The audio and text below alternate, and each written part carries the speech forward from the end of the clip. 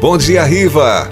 Muito bom dia a você, a todos os seus ouvintes, pessoas que acompanham sempre o seu Manhã da Gospel e, obviamente, o nosso momento de reflexão. Sempre uma palavra do coração de Deus para o seu coração. Perguntinha básica, porém essencial. Você já sorriu hoje? Ainda não, né? Por favor, começa agora, porque Jesus te ama e Ele te ama muito, de uma maneira toda especial. Essa mensagem foi escrita pelo Dr. Georges Barbet. Ele é um médico francês. Ele diz o seguinte: eu sou um cirurgião e dou aulas há algum tempo. Por 13 anos vivi em companhia de cadáveres e durante a minha carreira estudei anatomia a fundo. Portanto, eu posso escrever sem presunção a respeito de morte como aquela. Jesus entrou em agonia no Getsêmani e seu suor tornou-se como gotas de sangue a escorrer pela terra. O único evangelista que relata o fato é um médico, Lucas, e o faz com a decisão de um clínico. O suar sangue, ou hematidrose, é um fenômeno raríssimo. É produzido em condições excepcionais. Para provocá-lo, é necessária uma fraqueza física, acompanhada de um abatimento moral violento, causado por uma profunda emoção, por um profundo medo. Se você pode, para um pouquinho o que você está fazendo. A Gospel FM tem uma mensagem do coração de Deus para o seu coração.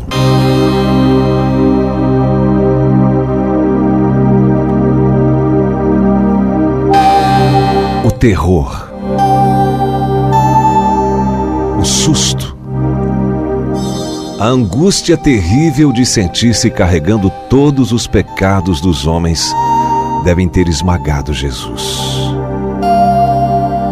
Tal tensão extrema produz o rompimento das finíssimas veias capilares que estão sob as glândulas sudoríparas. O sangue se mistura ao suor e se concentra sobre a pele. E então escorre por todo o corpo até a terra. Todos conhecemos a farsa do processo preparado pelo Sinédrio hebraico, o envio de Jesus a Pilatos e o desempate entre o procurador romano e Herodes.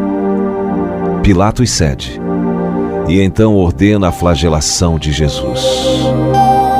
Os soldados despojam Jesus e o prendem pelo pulso a uma coluna do pátio.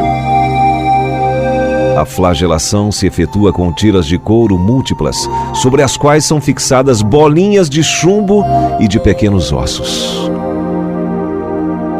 Os carrascos devem ter sido 2, um de cada lado, e de diferentes estaturas. Golpeiam com chibatadas a pele, já alterada por milhões de microscópicas hemorragias do suor de sangue.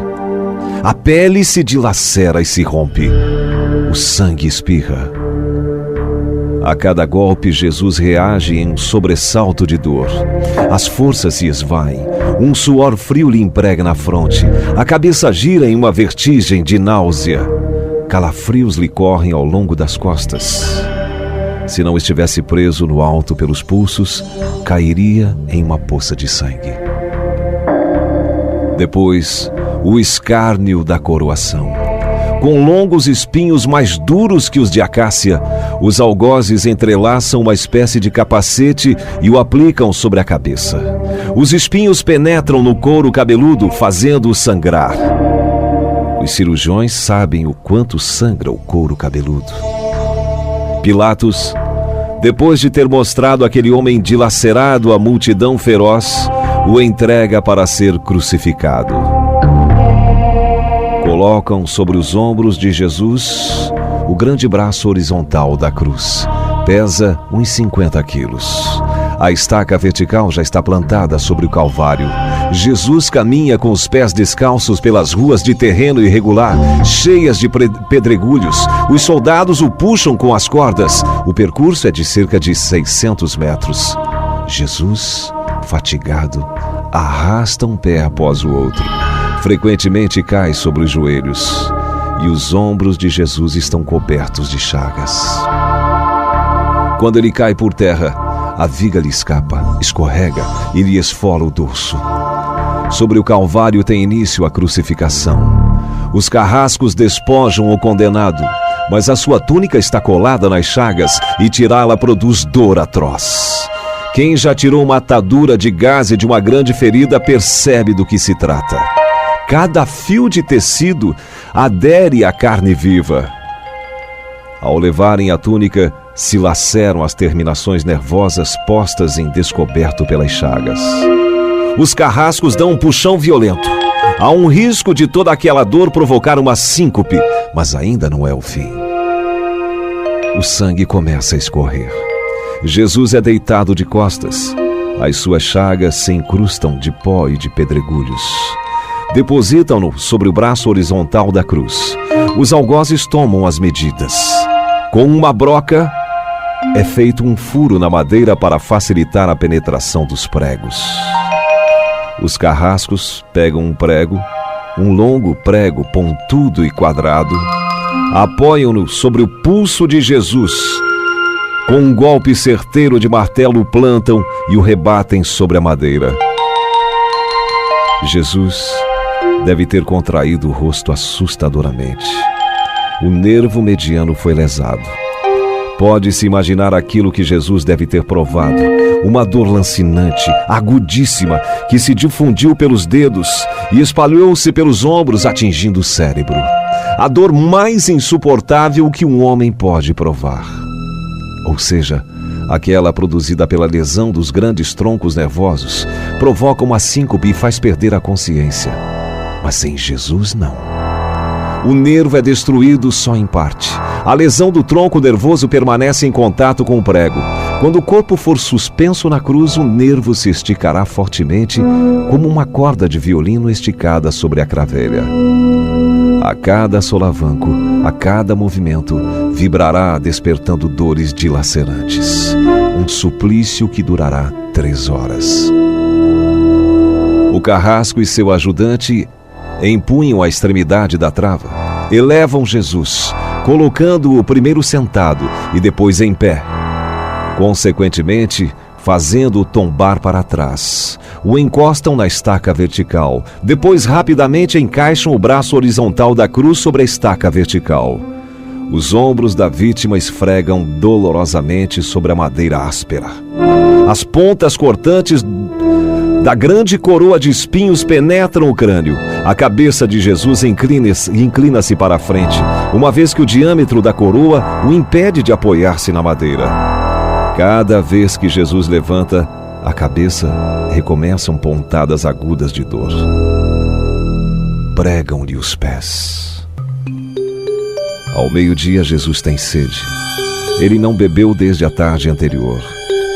Seu corpo é uma máscara de sangue. A boca está semiaberta e o lábio inferior começa a pender. A garganta, seca, lhe queima, mas ele não pode engolir. Ele tem sede. Um soldado lhe estende sobre a ponta de uma vara uma esponja embebida em bebida ácida, em uso entre os militares da época. Tudo aquilo é uma tortura atroz. Um estranho fenômeno se produz no corpo de Jesus. Os músculos dos braços se enrijecem em uma contração que vai se acentuando. Os deltoides, os bíceps esticados e levantados, os dedos se curvam. É como acontece a alguém ferido de tétano. Há isto que os médicos chamam tetania, quando os sintomas se generalizam. Os músculos do abdômen se enrijecem em ondas imóveis. Em seguida, aqueles entre as costelas, os do pescoço e os respiratórios. A respiração se faz pouco a pouco mais curta. O ar entra com um sibilo, mas não consegue mais sair. Jesus respira com o ápice dos pulmões. Tem sede de ar, como um asmático em plena crise. Seu rosto pálido começa pouco a pouco a se tornar vermelho. Depois se transforma num violeta purpúreo e, enfim, cianítico. Jesus é envolvido pela asfixia. Os pulmões cheios de ar não podem mais esvaziar-se. A fronte está impregnada de suor. Os olhos saem fora de órbita. Mas o que acontece? Lentamente, com um esforço sobre-humano, Jesus toma um ponto de apoio sobre o prego dos pés. Esforça-se a pequenos golpes, se eleva aliviando a tração dos braços. Os músculos do tórax se distendem, a respiração torna-se mais ampla e profunda, os pulmões se esvaziam e o rosto recupera a palidez inicial. Por que este esforço? Porque Jesus quer falar. Pai, perdoa-lhes, porque não sabem o que fazem. Logo em seguida, o corpo começa a afrouxar-se de novo e a asfixia recomeça. Foram transmitidas 7 frases pronunciadas por Jesus na cruz. Cada vez que quer falar, deverá elevar-se tendo como apoio o prego dos pés. Inimaginável.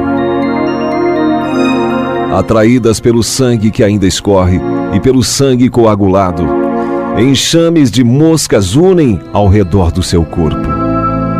Mas ele não pode enxotá-las. Pouco depois o céu escurece. O sol se esconde. De repente a temperatura diminui. Logo serão 3 da tarde. Depois de uma tortura que dura 3 horas. Todas as suas dores, a sede, as cãibras, a asfixia, o latejar dos nervos medianos lhe arrancam um lamento. Meu Deus! Ah, meu Deus! Por que me abandonastes?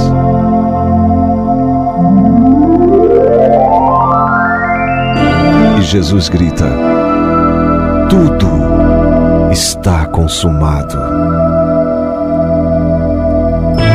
E em seguida, num grande brado diz: Pai, nas tuas mãos entrego o meu espírito. E Jesus morre